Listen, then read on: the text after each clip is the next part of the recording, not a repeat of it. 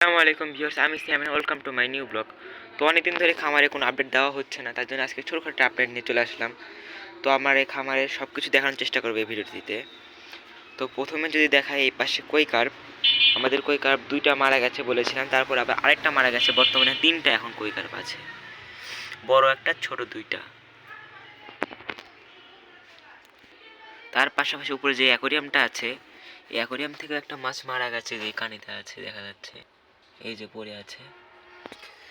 তারপরে ছোট গামলাতে যে গাপ্পির বাচ্চাগুলো ছিল সেগুলো আস্তে আস্তে বাড়তিছে, দেখাই একবার।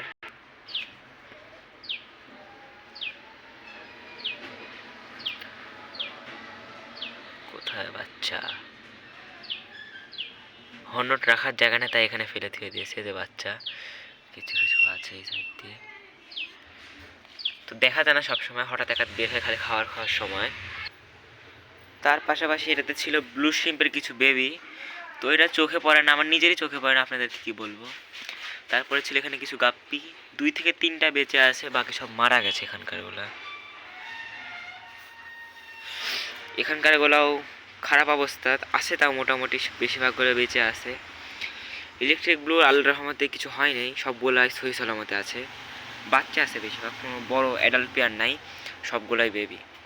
তার পাশাপাশি এখানে মলির হাউসটা থেকে আমার কালকে একটা বড় মলি মারা গেছে। সোট্টেলগুলোর কিছু হয়নি, ওগুলো ঠিকঠাকই আছে।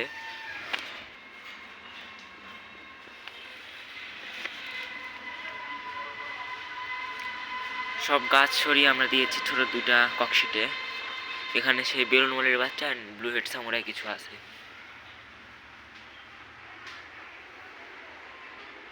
আর এই পাশে আছে রেড শ্রিম্প।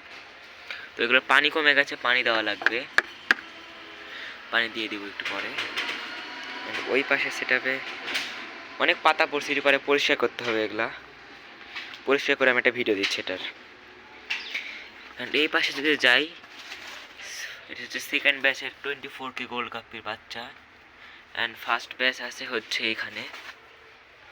এগুলো অনেকটাই বড় হয়ে গেছে, কালারও চলে আসছে, মেল ফিমেল বোঝা যাচ্ছে। অ্যান্ড অ্যাডাল্ট পেয়ার আছে এখানে, এই যে মেল ফিমেলটা কোথায়, অ্যান্ড এই যে ছোট মেলটা, অ্যান্ড ফিমেলটাও আছে এখানেই। এই যে ফিমেল বের হয়ে গেল, বড় সড়ো দেখতে এই ফিমেলটা,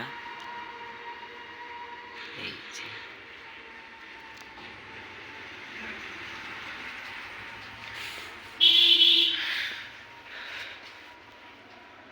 তো আজকের মতো এখান থেকে বিদায় নিচ্ছি, আসসালামু আলাইকুম।